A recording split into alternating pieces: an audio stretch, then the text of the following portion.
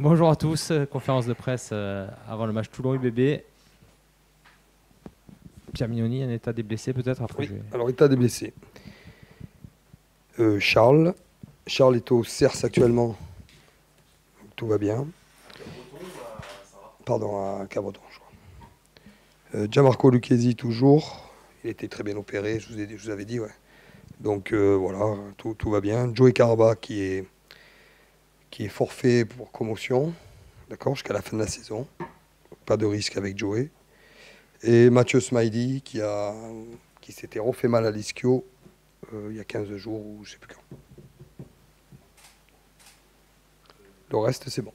Juste par curiosité, comment ça marche pour Joey qui s'est fait mal en sélection? Du coup, est-ce que Ouais. ça vous. Enfin, c'est très pragmatique, mais ça vous garantit un gif jusqu'à la fin de saison.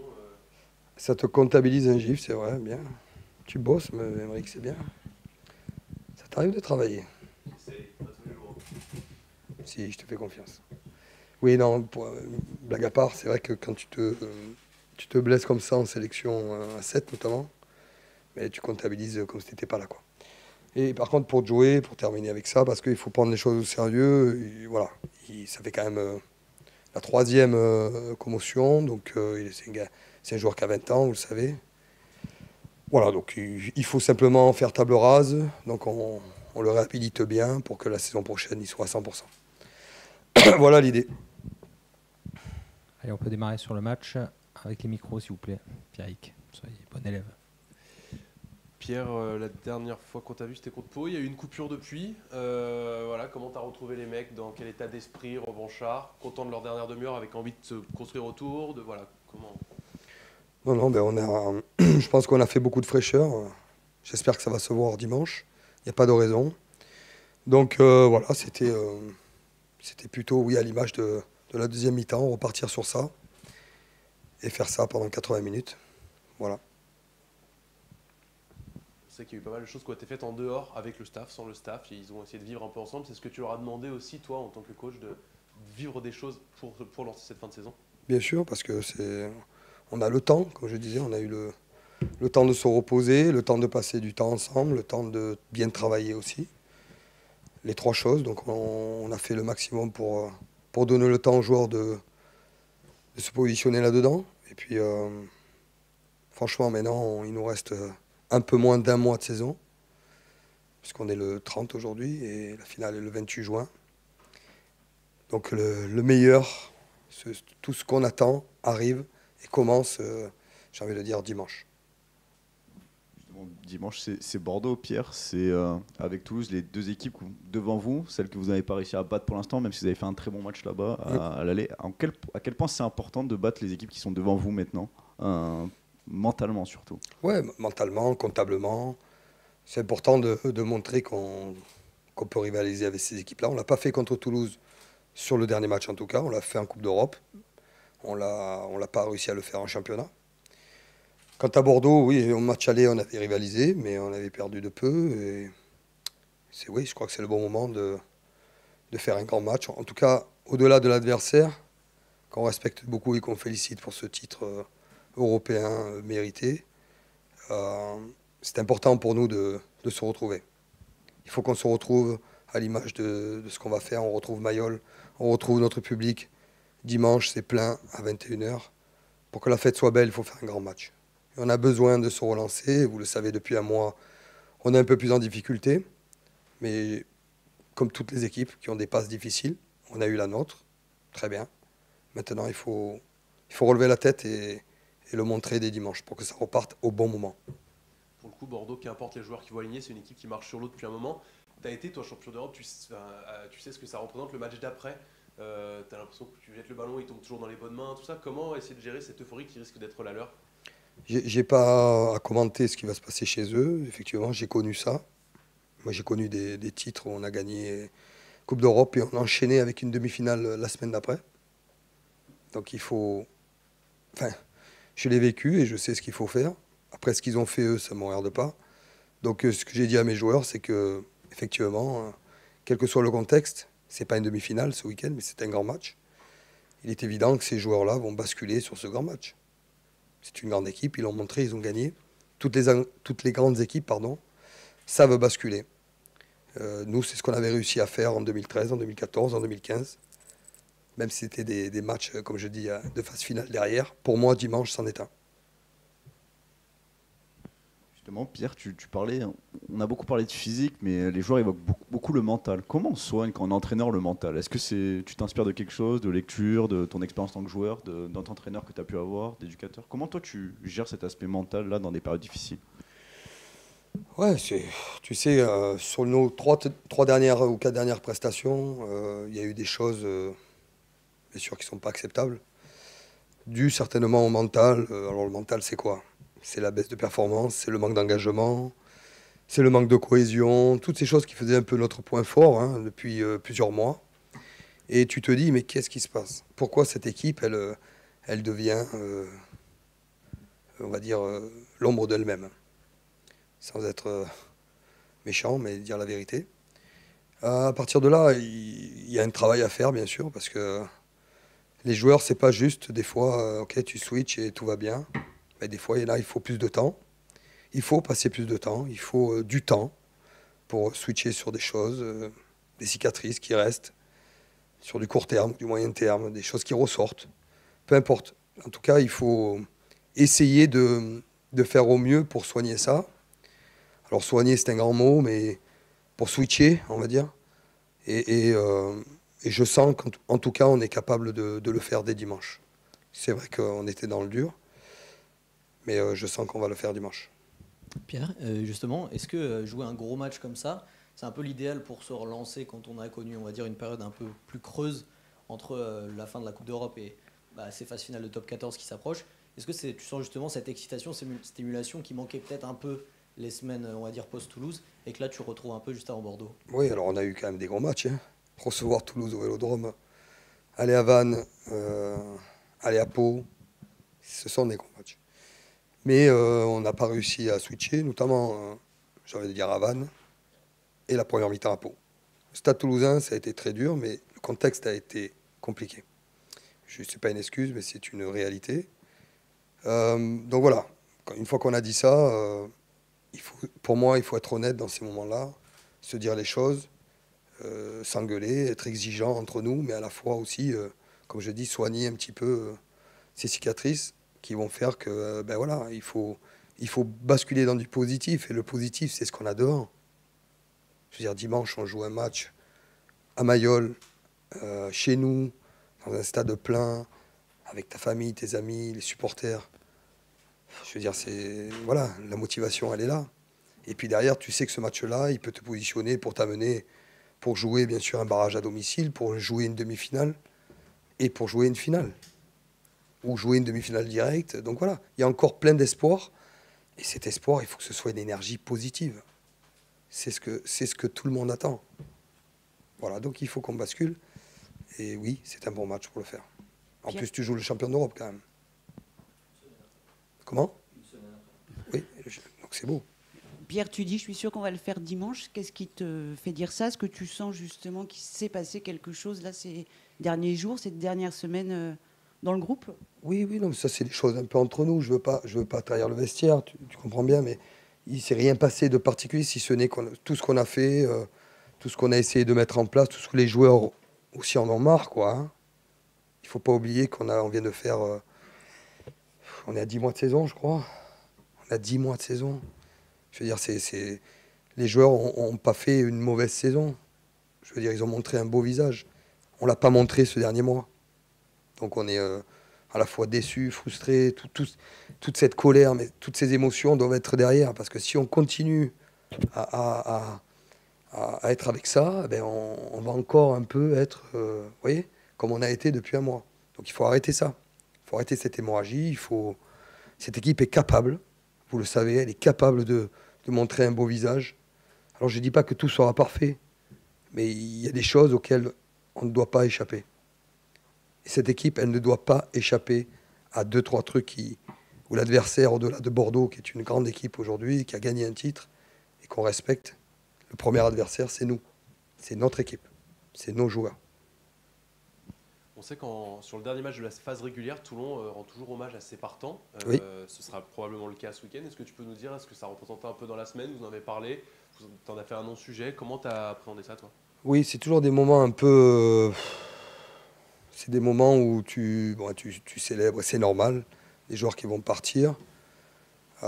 Mais la saison n'est pas finie. Comme je t'ai dit, la saison, pour moi, elle commence, il reste un mois. Enfin, quand je dis elle commence sur les phases finales, quoi.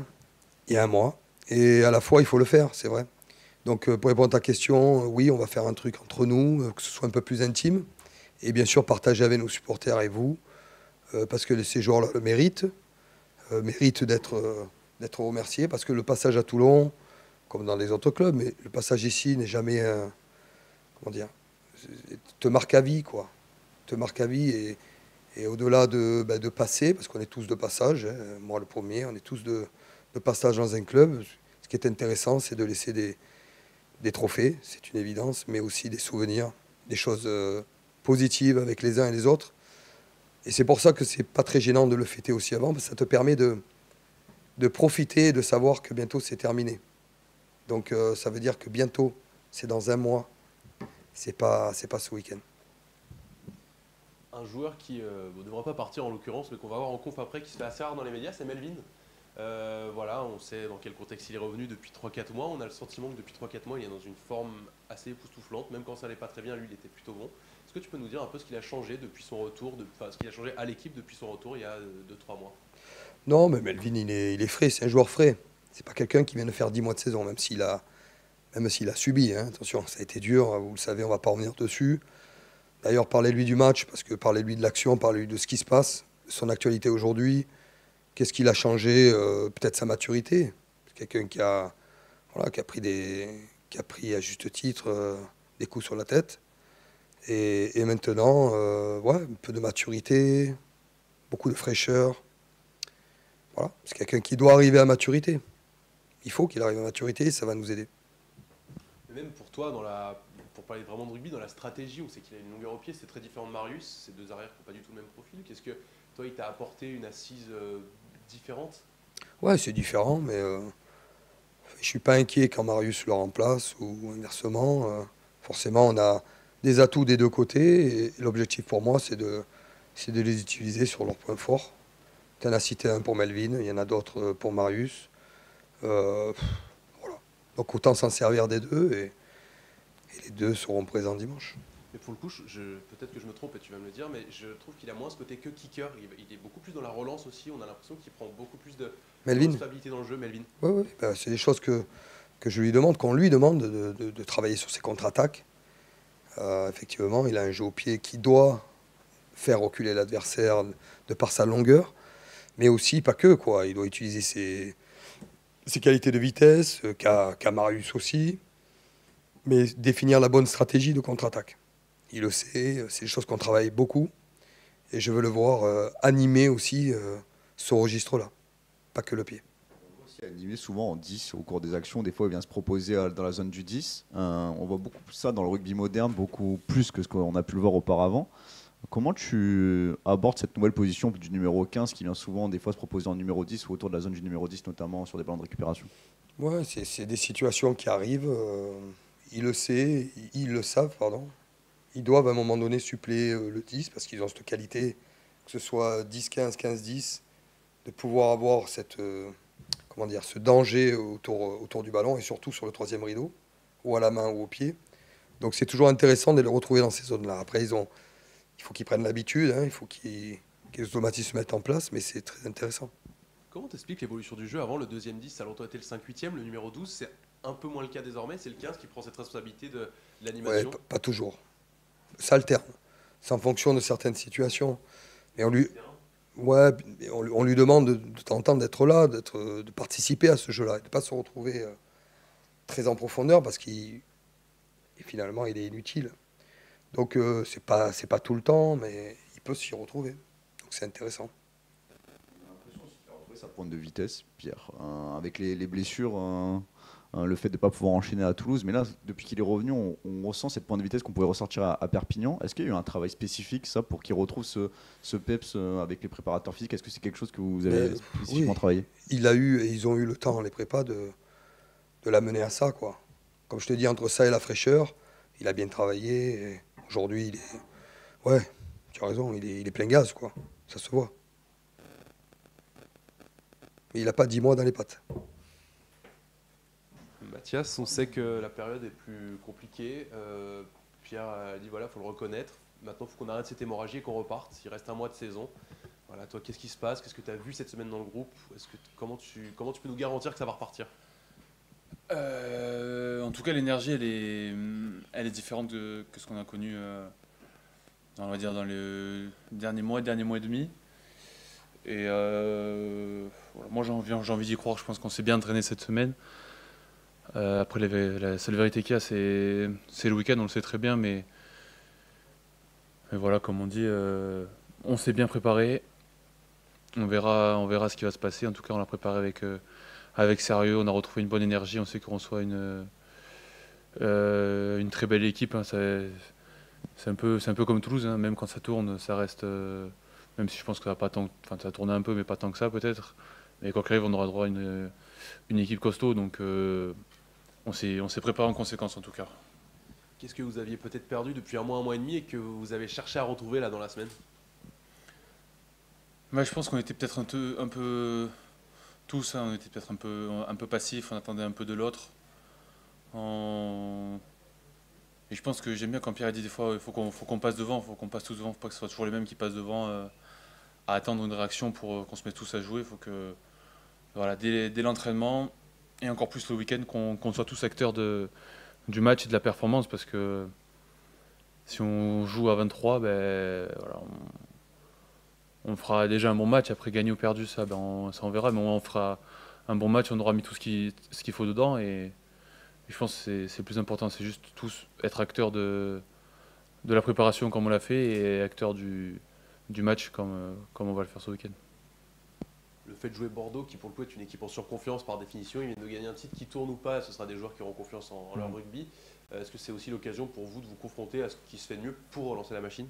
Bah oui, du coup là on a le droit à ce qui se fait de mieux en France en France en ce moment et en Europe, parce qu'ils voilà, ils viennent de gagner la Coupe d'Europe, donc on sait à quoi s'attendre. On sait que même si ça tourne, des fois c'est encore plus dangereux, parce que y a des mecs qui veulent choper forcément peut-être des places pour leur fin de saison, mais ça, écoute, hein, ça les regarde, je m'en fous. Mais voilà, nous on sait à quoi s'attendre, on ne s'est pas préparé en fonction d'une équipe qui tourne ou qui tourne pas. On s'est préparé pour recevoir le champion d'Europe en titre, et voilà, on va les respecter. Vous parlez de jeu, là vous êtes moins dominant depuis un mois et demi, c'est notamment devant où vous arrivez moins à dominer les collisions, les rucks. Est-ce que vous vous êtes parlé un peu les avants ces derniers jours pour dire... Ouais, on s'est dit les choses. On s'est tous déjà remis en question. Je pense qu'il y avait un peu de fatigue générale aussi chez tout le monde. Donc là, on a retrouvé un peu plus de fraîcheur. On a fait des semaines plus courtes et des entraînements plus courts, mais avec beaucoup plus d'application et d'intensité, ce qui fait qu'on a plus de temps pour récupérer. Et ces trucs tout courts, mais dans une région où voilà, il commence à refaire beau, tout ça. Enfin, je sais pas, moi j'ai pas envie qu'on ait de la pression, de la mauvaise pression. Quoi qu'il arrive, ça sera pas fini à la fin du match de ce week-end. Et moi j'ai juste envie qu'on donne juste une très belle sortie pour ce dernier match à Mayol aux mecs qui vont partir. Même s'il y aura potentiellement peut-être un barrage à la maison, mais ça c'est plus tard. Ou une deuxième place, je sais pas, mais juste que, en tout cas c'est le mot qu'on s'est dit entre nous, c'est offrir une très belle sortie aux mecs qui sont là depuis un moment. Et je veux dire, la seule pression si on doit parler de pression que j'aimerais qu'on ait, c'est ça, c'est juste offrir une très belle sortie aux mecs. Ça, vous en avez parlé un peu cette semaine, forcément, vous savez qui va partir, qui va rester, qui va se faire applaudir à la fin du match. Ça peut peser un peu sur les épaules ou pas du tout? Non, je pense qu'on a maintenant, il y a l'habitude. Hein, tous les ans, c'est malheureux, mais il y a des gens qui nous quittent, des gens qui forcément n'ont pas le même impact dans le groupe. Hein. Quand tu perds un mec comme Eric Stiano, que ça fait 10 ans qu'il est là, ça peut laisser un vide. Et c'est juste pour ça que, voilà, outre parler du match et du résultat, juste qu'on s'envoie tous pour respecter ces mecs-là, pour respecter l'équipe, le club, le stade, parce que c'est être encore à guichet fermé. Donc voilà, qu'on se retrouve un peu autour de ça aussi, et Et le rugby, ça, je suis pas trop inquiet, ça viendra une fois qu'on aura mis tout ce qu'il faut. Il y a un joueur qui va venir après toi, c'est Melvin. Est-ce que tu peux nous parler un peu de son retour, de ce qu'il vous a apporté sur le terrain en tant que joueur, de quel joueur t'as quitté il y a quelques mois et que t'as retrouvé là en février dans le groupe? Est-ce qu'il a grandi, changé un petit peu? Est-ce que tu peux nous parler? Non, mais Melvin, c'est quelqu'un qui nous apporte énormément de par son expérience qu'il a internationale, tout ça, passé par Toulouse, et puis même la qualité de son jeu au pied qui peut nous faire énormément respirer pendant le match. On sait qu'on met les équipes sous pression parce que, entre guillemets, voilà, s'ils font une faute dans leur 40, dans leur 50, c'est automatiquement 3 points, quasiment. Donc voilà, ça les met sous pression et voilà, très content qu'il revienne à son meilleur niveau avec nous. Et voilà, je sais qu'on pourra compter sur lui jusqu'à la fin de la saison. T'as regardé la finale de Coupe d'Europe ou pas? Ouais. Ça t'a fait quoi de voir Bordeaux lever ce titre? En tant que professionnel, ça vous a donné. Il y a eu une pointe de regret, une pointe d'envie, pas une pointe de. Non, je pense que sur la campagne européenne, ils méritent leur titre quand on voit ce qu'ils ont fait, mais je te mens pas que on peut rien à cirer, quoi. Justement, on a beaucoup parlé de l'aspect mental ces dernières semaines. Les deux équipes devant vous, vous n'avez pas réussi à les battre cette année. 3 fois Toulouse, 1 fois Bordeaux, même si vous avez réussi à matcher à Chaban. À quel point ça peut être un déclic? Est-ce que vous avez parlé de ça, de battre enfin une équipe qui est devant vous au classement? Non, j'ai pas capté. Ouais, j'avais même pas calculé qu'on n'avait pas réussi à battre les deux équipes qui étaient devant nous, mais ouais, ça serait bien. Oui, de toute façon, il faut que nous on fasse le meilleur match possible, qu'on les batte. Après, je pense pas qu'on a de blocage mental ou quoi, mais c'est juste que Toulouse, je pense sur les 3 matchs qu'on a fait, il n'y a pas grand chose à dire. Bordeaux, on perd là-bas de 3 points, je crois.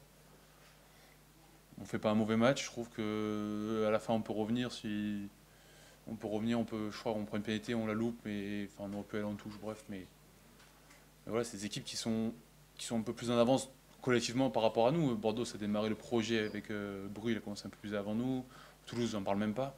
Et je pense qu'ils ont juste une expérience collective qui est super à la nôtre. Ils ont plus l'habitude collectivement de faire des grands matchs depuis quelques années.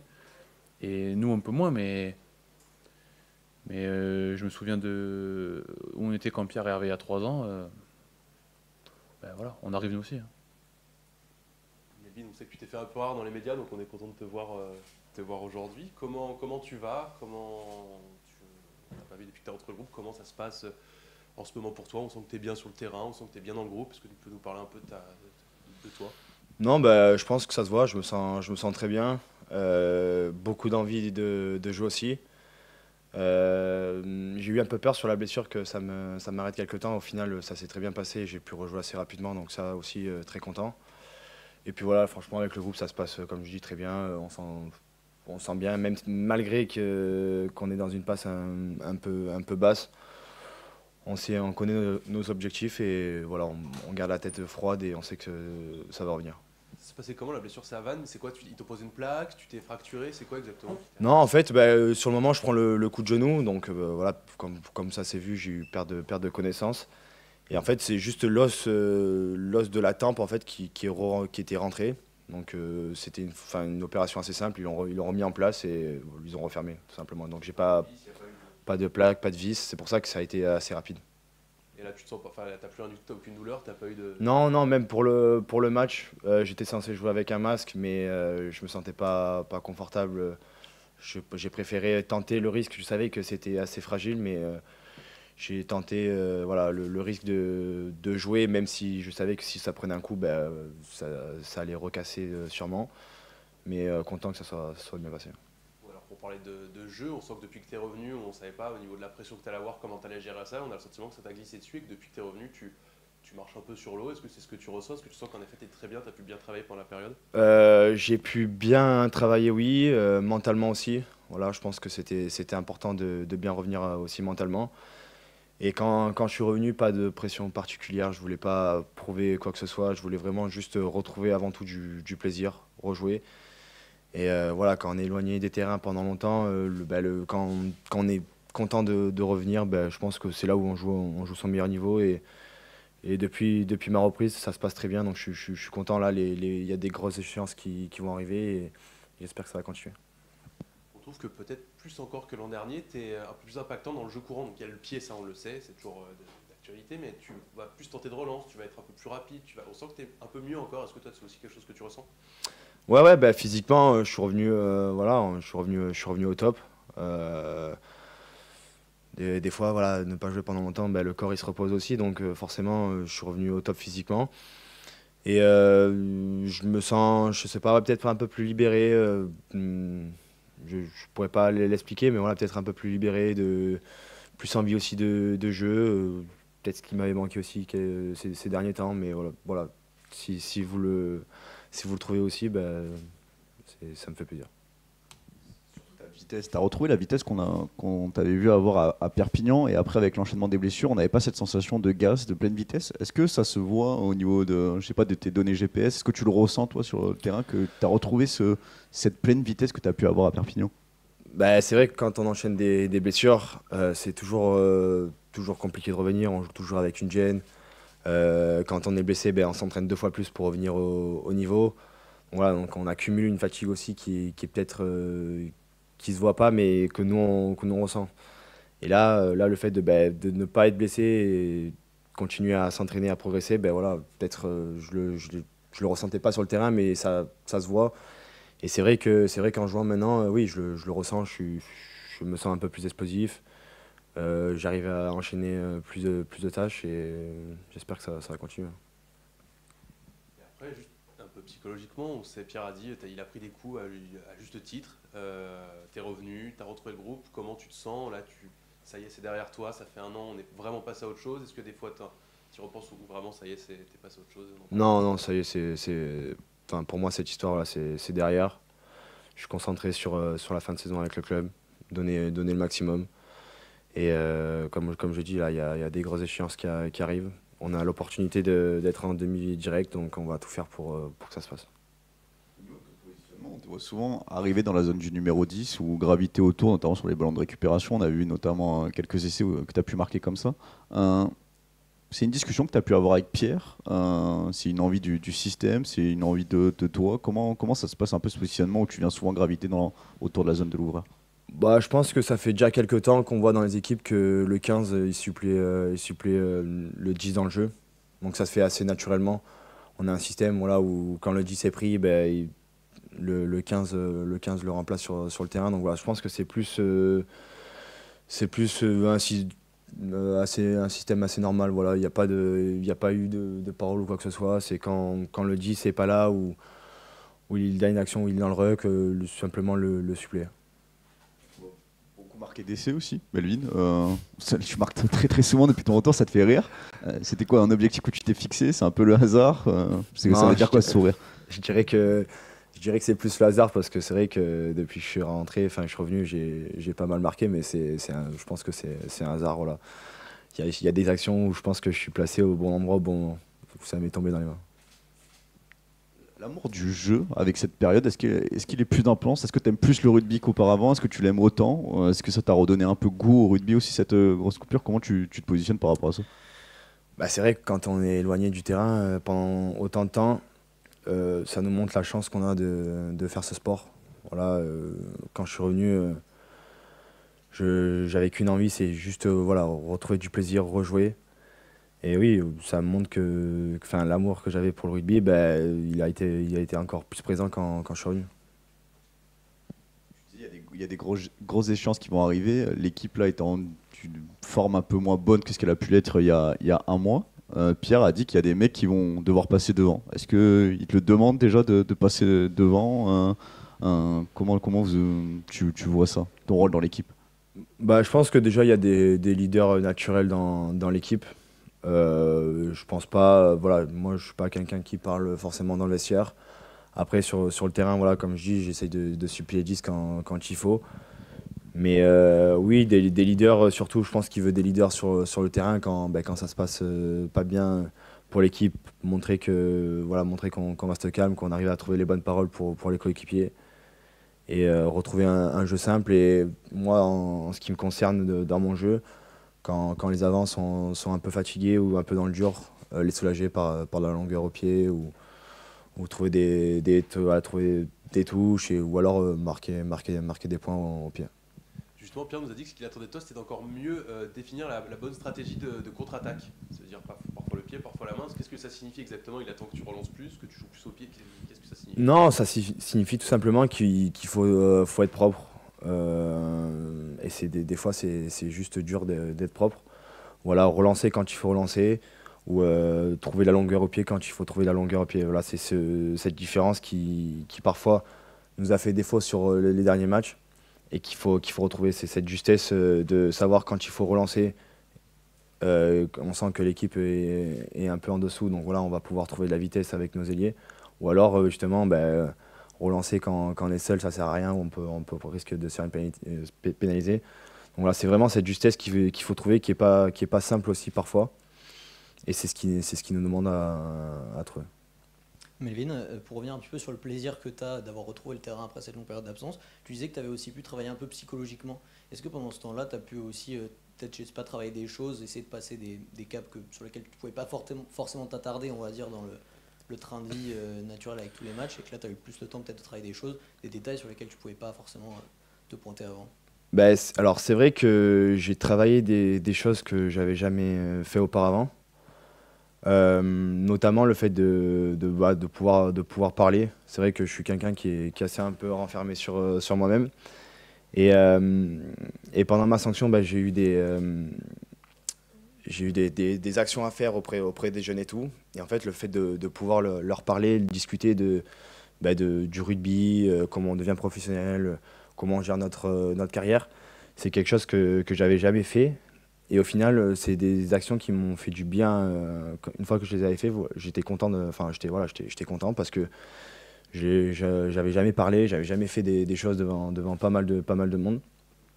Et ça m'a permis de peut-être inconsciemment me libérer. Et, voilà, juste le fait de pouvoir discuter avec des jeunes qui me posent des questions, ça, voilà, je me sentais bien après. Public, Melvin, immédiatement. Et encore à l'heure actuelle à Mayol, à l'annonce de ton prénom, il y a beaucoup d'applaudissements. À quel point aussi ça a été important dans cette phase de reprise? Ça a été très important. C'était un peu voilà, le mystère de cette reprise. Et franchement, l'accueil de Mayol, même quand j'en parle, j'ai encore un peu les frissons parce que c'était quelque chose que je ne m'attendais pas du tout. Je pense que voilà, on a été tous un peu surpris, moi le premier. Aussi, voilà, ma famille était dans la tribune, donc ça leur a fait plaisir. Mais voilà, je pense que c'est un des moments aussi que j'oublierai jamais parce que c'était tellement intense. Et je remercie encore le public pour cet accueil parce que franchement, c'était vraiment phénoménal. Je voulais te poser la question, les Bleus, tu y penses encore ou c'est très loin pour toi? Bien sûr que quand on y a goûté, on y pense encore. Maintenant, je pense que j'ai des preuves à faire sur le terrain et en dehors à montrer que voilà, cette histoire est encore loin, montrer que je suis performant sur le terrain. Et après, pourquoi pas, mais pour l'instant, vraiment, je suis vraiment focus sur mes performances. Merci à vous.